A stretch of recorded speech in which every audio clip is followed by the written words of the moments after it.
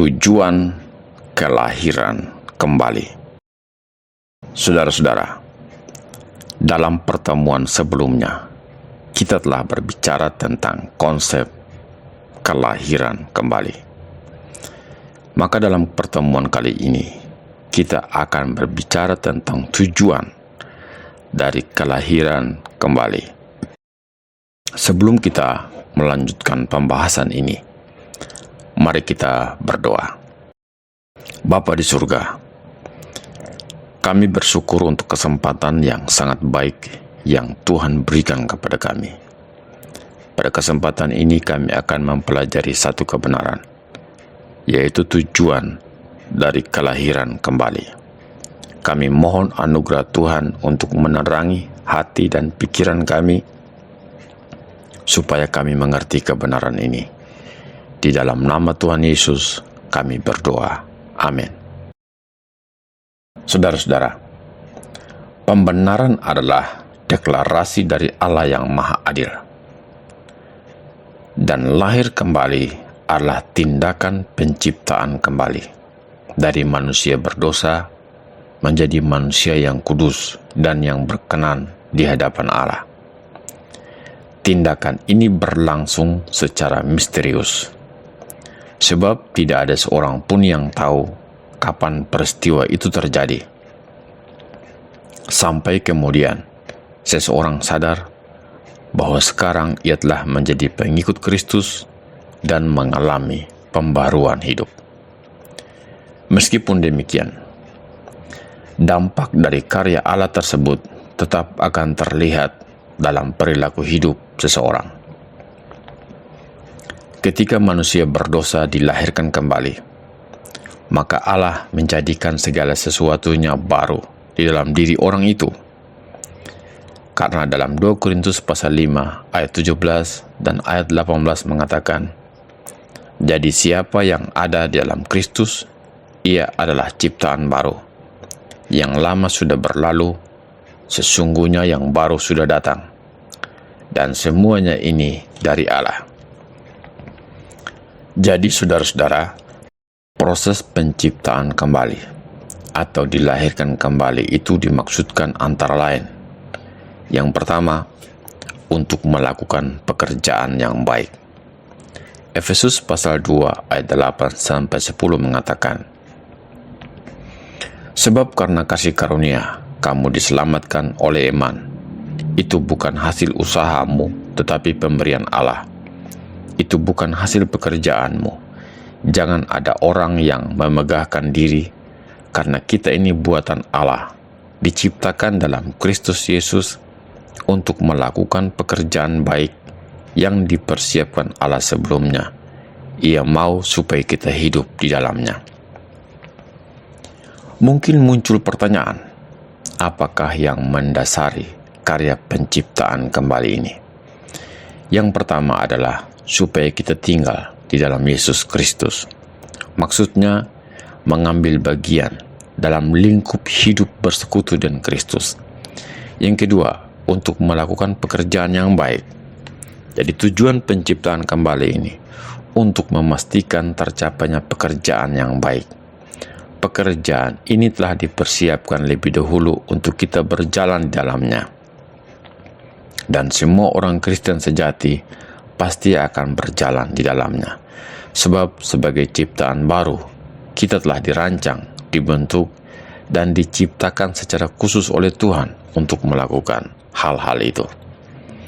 Saudara-saudara, tidak heran kalau kemudian Rasul Paulus menyebutkan bahwa menjadi ciptaan baru merupakan hal yang sangat penting.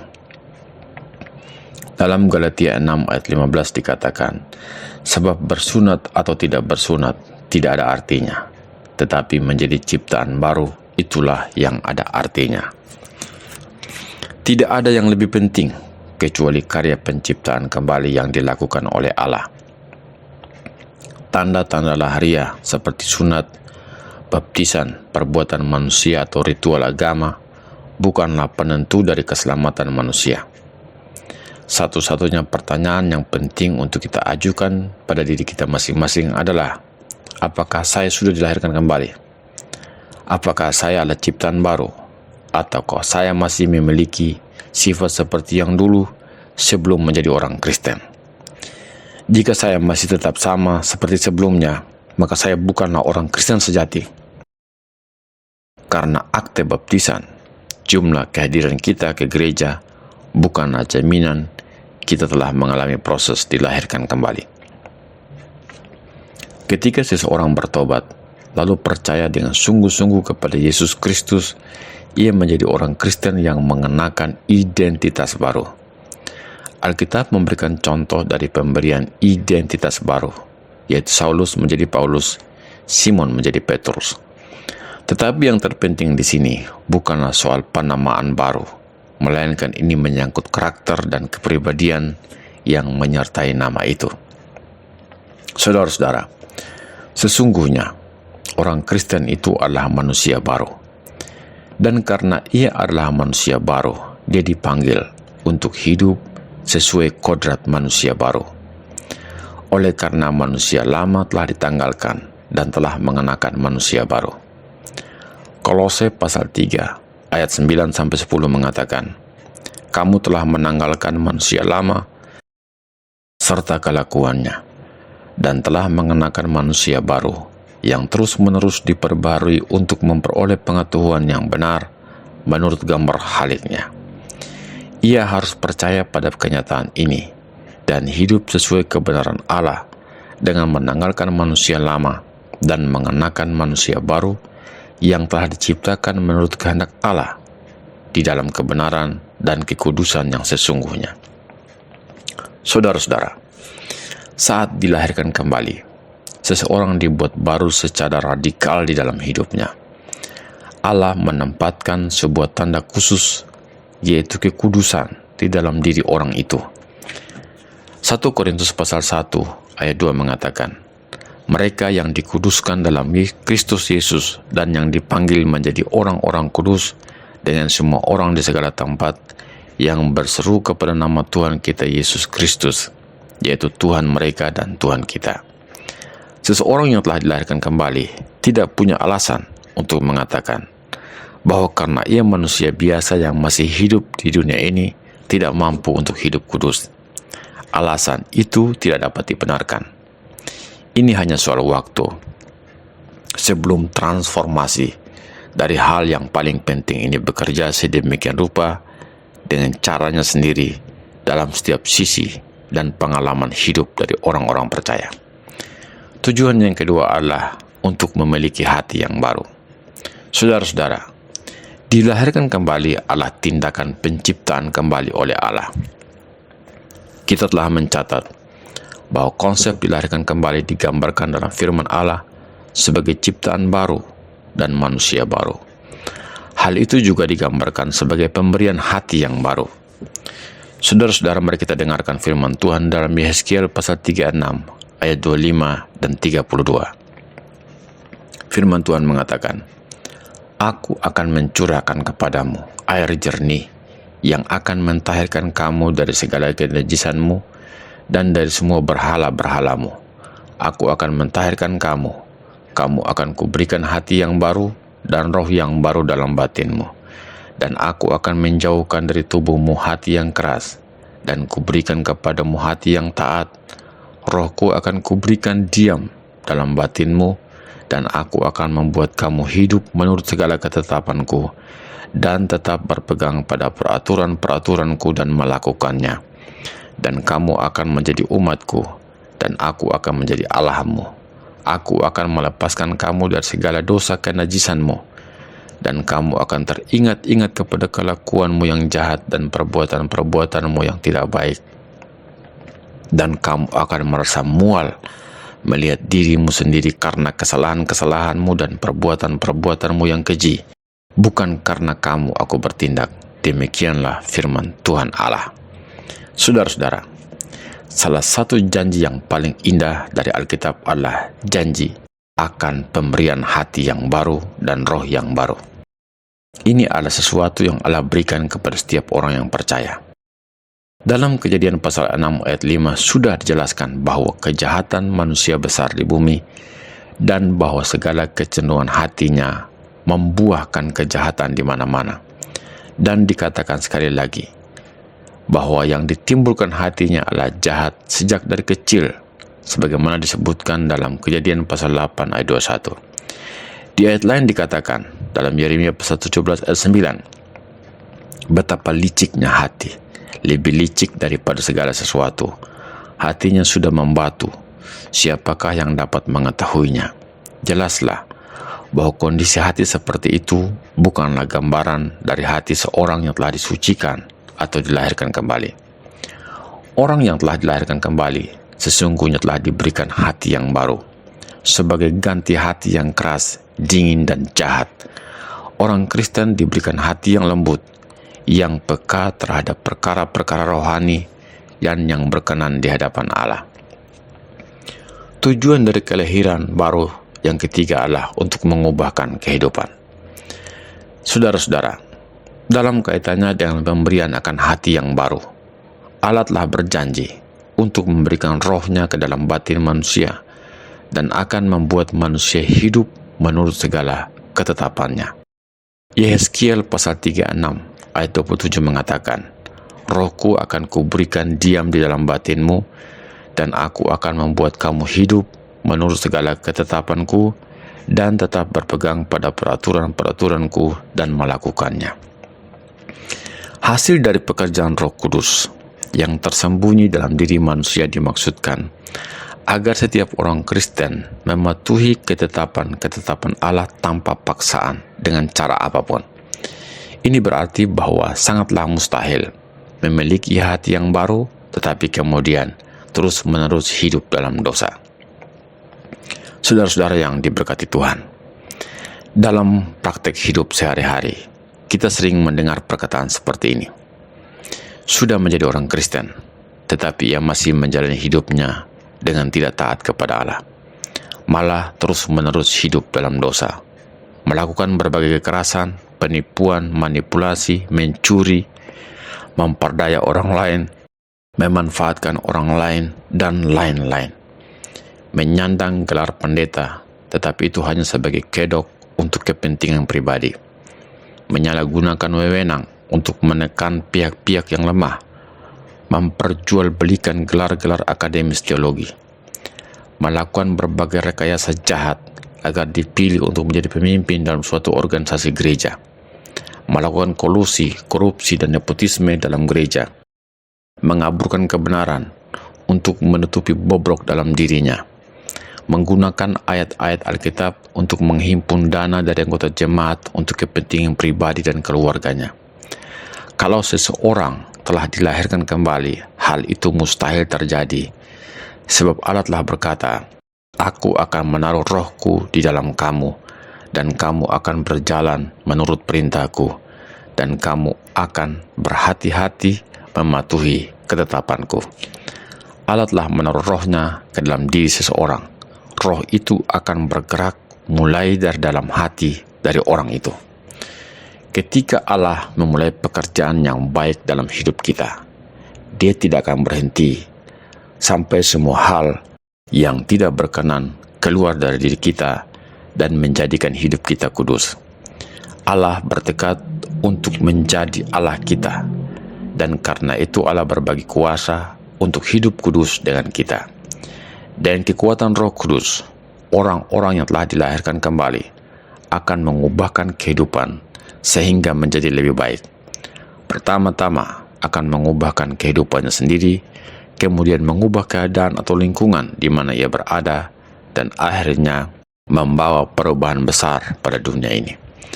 Tujuan yang keempat adalah sebagai perjanjian baru. Dalam Yeremia pasal 31 ayat 31 sampai 34, firman Tuhan mengatakan, Sesungguhnya akan datang waktunya, demikianlah firman Tuhan, Aku akan mengadakan perjanjian baru dengan kaum Israel dan kaum Yehuda, bukan seperti perjanjian yang telah kuadakan dengan nenek moyang mereka pada waktu aku memegang tangan mereka untuk membawa mereka keluar dari tanah Mesir. Perjanjianku itu telah mereka ingkari, meskipun aku menjadi Tuhan yang berkuasa atas mereka. Demikianlah firman Tuhan. Tetapi beginilah perjanjian yang akan kuadakan dengan kaum Israel sesudah waktu itu. Demikianlah firman Tuhan.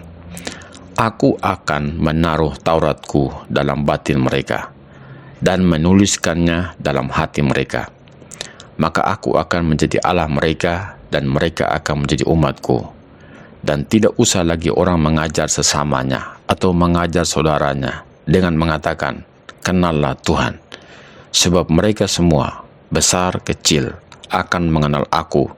Demikianlah firman Tuhan. Sebab aku akan mengampuni kesalahan mereka dan tidak lagi mengingat dosa mereka. Saudara-saudara, janji-janji mulia ini dikutip lagi dalam perjanjian baru sebagai perjanjian yang baru, di mana setiap orang yang telah dilahirkan kembali mendapat bagian di dalamnya. Saudara bisa baca di dalam Ibrani pasal 8 ayat 8-12. Perhatikan saudara-saudara, bahwa pembenaran hanya merupakan salah satu dari berkat-berkat yang dijanjikan dalam perjanjian yang baru. Yeremia pasal 31 ayat 34 mengatakan, aku akan mengampuni kesalahan mereka dan tidak lagi mengingat dosa mereka. Apa yang dijanjikan bersamaan atau tak terpisahkan dengan kelahiran kembali, yaitu dalam ayat yang ke-33, aku akan menaruh Tauratku dalam batin mereka dan menuliskannya dalam hati mereka. Mereka yang menggunakan kekristenan sebagai kesempatan untuk melanjutkan kehidupan dosa akan membuktikan bahwa sesungguhnya mereka tidak mendapat bagian dalam perjanjian baru. Saudara-saudara, dalam perjanjian yang baru ini mencakup dua hal, yaitu yang pertama, kebenaran muncul dari dalam. Di dalam perjanjian lama, hukum ditulis di luar diri manusia, tertulis di atas loh-loh batu. Perhatikan pernyataan Rasul Paulus ini. Dalam 2 Korintus pasal 3 ayat 1 sampai ayat yang ke-18. Paulus mengatakan begini, adakah kami mulai lagi memujikan diri kami? Atau perlukah kami seperti orang-orang lain menunjukkan surat pujian kepada kamu atau dari kamu? Kamu adalah surat pujian kami yang tertulis dalam hati kami dan yang dikenal dan yang dapat dibaca oleh semua orang. Karena telah ternyata bahwa kamu adalah surat Kristus yang ditulis oleh pelayanan kami. Ditulis bukan dengan tinta, tetapi dengan roh dari Allah yang hidup. Bukan pada loh-loh batu, melainkan pada loh-loh daging, yaitu di dalam hati manusia.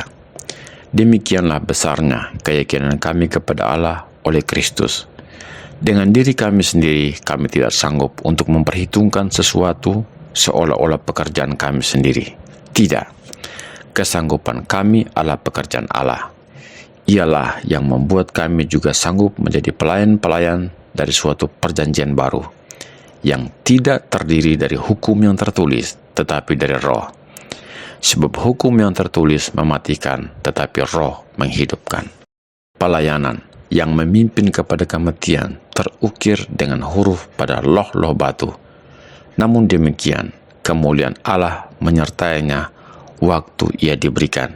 Sebab sekalipun pudar juga, cahaya muka Musa begitu cemerlang, sehingga mata orang-orang Israel tidak tahan menatapnya. Jika pelayanan itu datang dan kemuliaan yang demikian, betapa lebih besarnya lagi kemuliaan yang menyertai pelayanan roh. Sebab jika pelayanan yang memimpin kepada penghukuman itu mulia, betapa lebih mulianya lagi pelayanan yang memimpin kepada pembenaran. Sebenarnya apa yang dahulu dianggap mulia, jika dibandingkan dengan kemuliaan yang mengatasi segala sesuatu ini, sama sekali tidak mempunyai arti. Sebab jika yang pudar itu disertai dengan kemuliaan, betapa lebihnya lagi yang tidak pudar itu disertai kemuliaan. Karena kami mempunyai pengharapan yang demikian, maka kami bertindak dengan penuh keberanian, tidak seperti Musa yang menyelubungi mukanya, supaya mata orang-orang Israel jangan melihat hilangnya cahaya yang sementara itu. Tetapi pikiran mereka telah menjadi tumpul, sebab sampai pada hari ini selubung itu masih tetap menyelubungi mereka. jika mereka membaca perjanjian lama itu tanpa disingkapkan, karena hanya Kristus saja yang dapat menyingkapkannya. Bahkan sampai hari ini, setiap kali mereka membaca kitab Musa, ada selubung yang menutupi hati mereka. Tetapi apabila hati seseorang berbalik kepada Tuhan, maka selubung itu diambil daripadanya, sebab Tuhan adalah roh, dan di mana ada roh Allah, di situ ada kemerdekaan. Dan kita semua mencerminkan kemuliaan Tuhan dengan muka yang tidak terselubung. Dan karena kemuliaan itu datangnya dari Tuhan yang adalah roh, maka kita diubah menjadi serupa dan gambarnya dalam kemuliaan yang semakin besar. Saudara-saudara, apa yang dicatat tadi dalam 2 Korintus pasal 3 ayat 1 sampai ayat yang ke-18 berhubungan dengan hukum dan manusia yang belum dilahirkan kembali. Hukum datang kepadanya dan itu bersifat dari luar, dan hukum ini membebani hidupnya. Dan sudah tentu ia sangat membenci akan hal itu. Dalam Roma pasal 8 ayat 7 dikatakan, sebab keinginan daging adalah perseteruan terhadap Allah, karena ia tidak takluk kepada hukum Allah. Hal ini memang tidak mungkin baginya. Hukum berbicara akan apa yang harus kita lakukan, tetapi tidak memberikan kepada manusia berdosa keinginan atau kuasa untuk melakukannya. Pada akhirnya, hukum hanya akan membenarkan seseorang dari luar, seperti yang dilakukan oleh orang-orang Farisi dan ahli-ahli Taurat dalam mencari pembenaran diri. Tuhan Yesus berkata bahwa mereka seperti cangkir yang dibersihkan hanya dari luarnya saja. Saudara, kita lihat dalam Matius pasal 23 ayat 25 sampai 28. Tuhan Yesus mengatakan, celakalah kamu, hai ahli-ahli Taurat dan orang-orang Farisi, hai kamu orang-orang munafik, sebab cawan dan pinggang kamu bersihkan sebelah luarnya, tetapi sebelah dalamnya penuh rampasan dan kerakusan. Hai orang Farisi yang buta, bersihkanlah dahulu sebelah dalam cawan itu, maka sebelah luarnya juga akan bersih. Celakalah kamu, hai ahli-ahli Taurat dan orang-orang Farisi, hai kamu orang-orang munafik, sebab kamu sama seperti kuburan yang dilabur putih, yang sebelah luarnya memang bersih tampaknya, tetapi yang sebelah dalamnya penuh tulang belulang dan pelbagai jenis kotoran. Demikian jugalah kamu, di sebelah luar kamu tampaknya benar di mata orang, tetapi di sebelah dalam kamu penuh kemunafikan dan kedurjanaan.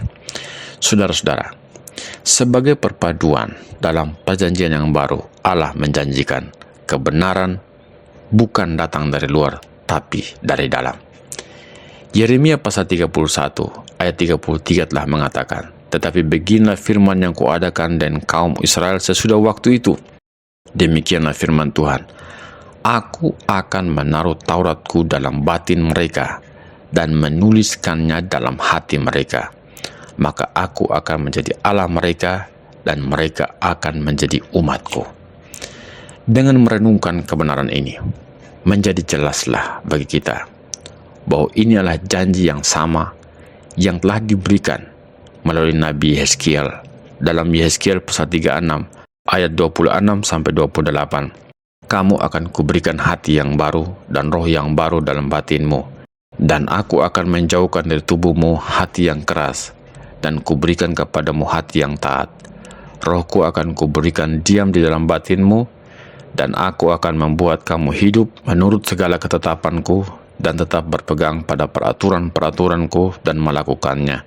Dan kamu akan diam di dalam negeri yang telah kuberikan kepada nenek moyangmu, dan kamu akan menjadi umatku, dan aku akan menjadi Allahmu. Saudara-saudara, di sini betapa berbedanya orang-orang yang telah dilahirkan kembali. Mereka adalah orang-orang Kristen yang sejati. Kristen sejati mengikuti Tuhan karena dia memiliki hati yang baru. Yang kedua, yang terdapat dalam perjanjian yang baru itu adalah bertekun hidup kudus. Semua orang yang telah dilahirkan kembali bertekun hidup dalam kekudusan sampai akhir hidupnya. Perhatikan sekali lagi janji yang terdapat dalam Yeremia pasal 32 ayat 40. Allah berjanji dengan janji yang kekal.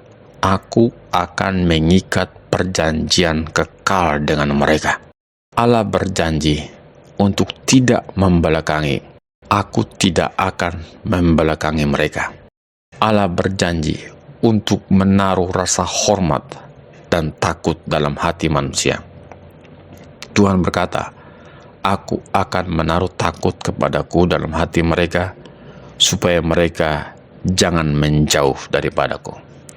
Saudara-saudara, sekali lagi, ini Allah janji yang Allah kerjakan di dalam hati semua orang yang telah dilahirkan kembali. Tuhan mengerjakannya secara terus-menerus dan menaruh rasa takut akan kekudusannya. Inilah yang mengamankan kesetiaan iman mereka kepada Allah. Ini merupakan kebenaran yang alkitabiah. Jauh berbeda dengan mereka yang hanya sepintas memiliki konsep sekali diselamatkan, selamanya akan selamat, seperti yang marak terjadi saat ini. Perasaan aman yang semu ini bukanlah soal diselamatkan, tetapi mereka memilih tetap menjalani kehidupan yang penuh dosa dan berharap tetap masuk surga. Memang benar, tidak ada pembatas dari luar yang dapat mencegah seseorang untuk kembali pada kehidupan yang lama. Dalam Ibrani pasal 11, ayat 15 dan 16 mencatat begini. Dan kalau sekiranya dalam hal itu mereka ingat akan tanah asal yang telah mereka tinggalkan, maka mereka cukup mempunyai kesempatan untuk pulang ke situ. Tetapi sekarang, mereka merindukan tanah air yang lebih baik, yaitu satu tanah air surgawi. Saudara-saudara, apakah kita ingin kembali lagi kepada dunia yang lama? Kita bebas untuk melakukan hal itu, dan tidak ada orang yang akan menghentikan kita. Tetapi jika kita adalah seorang yang telah dilahirkan kembali oleh Allah, lalu kembali lagi ke dunia yang lama, jelas itu bukanlah keinginan kita sendiri.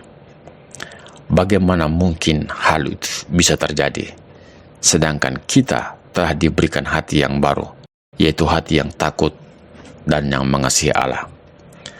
Rasa aman orang percaya itu mengalir dari sifat alami dari perjanjian baru.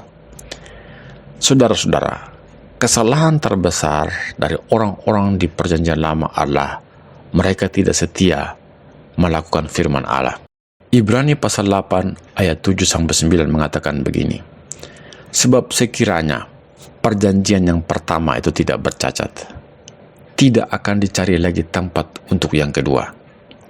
Sebab ia menegur mereka ketika ia berkata, sesungguhnya akan datang waktunya, demikianlah firman Tuhan Allah, aku akan mengadakan perjanjian baru dengan kaum Israel dan dengan kaum Yehuda, bukan seperti perjanjian yang telah kuadakan dengan nenek moyang mereka pada waktu aku memegang tangan mereka untuk membawa mereka keluar dari tanah Mesir.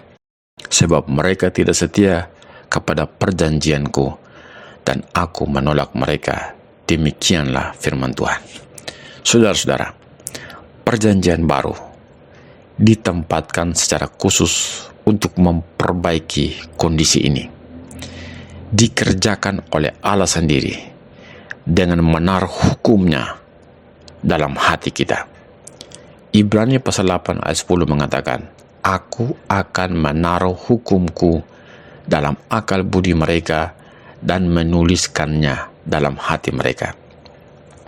Saudara-saudara, dalam perjanjian yang baru, Tuhan sendiri yang menaruh ke dalam hati kita kasih kepada Dia, dan inilah yang menyebabkan kita taat kepadanya dan memperhatikan perintah-perintahnya. Saudara-saudara, dalam pertemuan berikutnya kita akan membahas buah-buah yang muncul akibat adanya kelahiran kembali. Sampai jumpa. Tuhan Yesus memberkati kita. Amin.